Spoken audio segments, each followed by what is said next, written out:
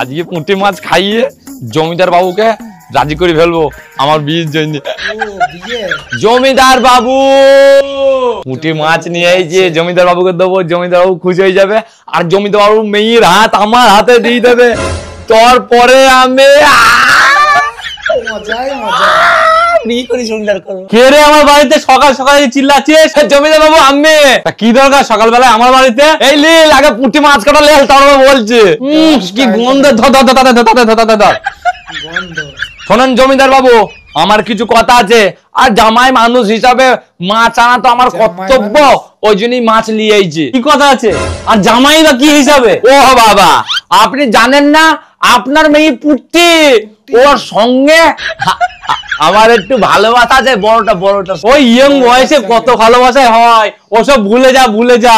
না জমিদার বাবু আমি আমার ভালোবাসা ভুলতে পারবো না, কারণ আমার ভালোবাসা সত্যি ভালোবাসা লালা মজনুর মতন। হ্যাঁ কি বলছিস তাই নাকি? হ্যাঁ আপনার বড় মেয়ে পুঁটির সঙ্গে আমার বিয়ে দিতেই হবে, নাহলে কিন্তু খুব খারাপ হয়ে যাবে। আরে যা তোর সঙ্গে দেবো আমার মেয়ের বিয়ে।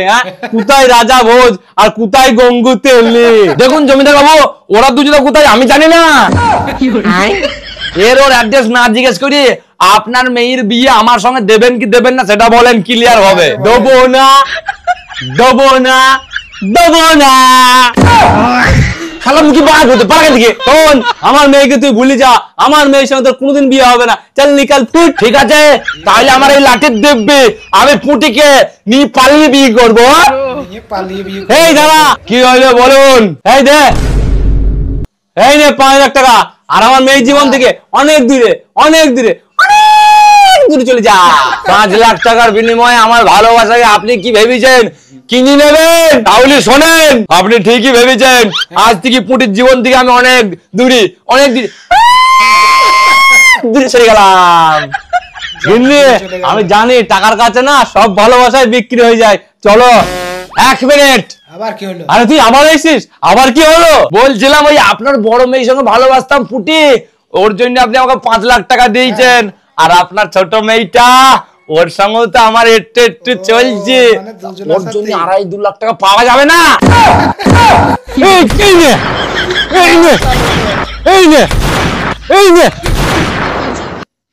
বন্ধুরা জমিদারের 2 মেয়ের সঙ্গে লাইন মারছে দেখো। চলো নেক্সট ভিডিও দেখো। কই গো জানো কালকে স্বপ্নের নামে 50,000 টাকা কুড়িয়ে পেয়েছিলাম। কি বাবা তারপরে আবার কি স্বপ্নটা ভেঙে গেল?